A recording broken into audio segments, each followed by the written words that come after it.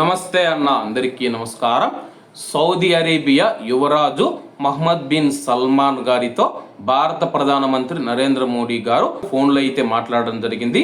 ప్రస్తుతం ప్రాంతీయ తాజా పరిణామాలు, ప్రాంతీయ మరియు ప్రపంచ స్థిరత్వం, భద్రత పైన కొనసాగుతూ ఉన్న సైనిక ఉద్రిక్తతల ప్రభావాల గురించి ఇద్దరు నేతలు చర్చించడం జరిగింది.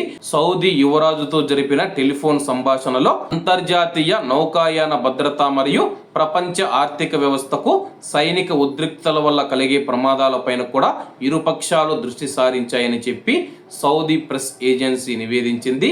సౌదీ అరేబియా యొక్క భద్రతకు ముప్పు కలిగిస్తూ సౌదీ అరేబియా సార్వభౌమత్వాన్ని దెబ్బతీస్తూ ఉన్న ఇరాన్ యొక్క పునరావృత దురాక్రమణను తమ దేశం ఖండిస్తూ ఉందని చెప్పి భారత ప్రధానమంత్రి నరేంద్ర మోడీ గారు పునరుద్ఘాటించారని చెప్పి సౌదీ ప్రెస్ ఏజెన్సీ ప్రకటించడం జరిగింది. సౌదీ అరేబియా యువరాజు మహమ్మద్ బిన్ సల్మాన్ గారితో మాట్లాడుతూ భారతదేశం ఇరాన్ చేస్తూ ఉన్న దాడులను ఖండిస్తూ ఉందని చెప్పేసి సౌదీ అరేబియా తన యొక్క సార్వభౌమాధికారాన్ని కాపాడుకునే హక్కు సౌదీ అరేబియాకు ఉంది.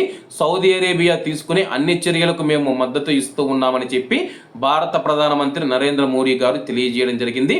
అలాగే యుఏఈ అధ్యక్షుడితో మాట్లాడిన, కువైట్ యువరాజుతో మాట్లాడిన, ఖతారు రాజుతో మాట్లాడిన, బహ్రెయిన్ రాజుతో మాట్లాడిన, అలాగే ఒమన్ దేశానికి సంబంధించిన సుల్తాన్తో మాట్లాడిన భారత ప్రధానమంత్రి నరేంద్ర మోడీ గారు స్పష్టంగా తన యొక్క వైఖరిని తెలియజేస్తూ ఉన్నారు. ఇరాన్ మీ మీద దాడులు చేస్తూ ఉంది, ఆ దాడులను మేము ఖండిస్తూ ఉన్నాము. మీరు తీసుకోబోయే అన్ని చర్యలకు మేము మద్దతు ఇస్తాము.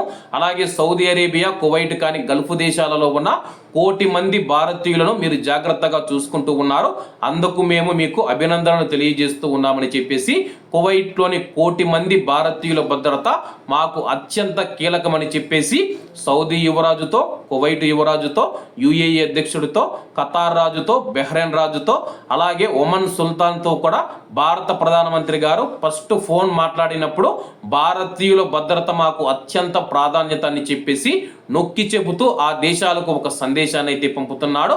కాబట్టి అందరూ బాగుండాలి, అందులో మనం ఉండాలి. అందరికీ నమస్తే అన్న, జై హింద్.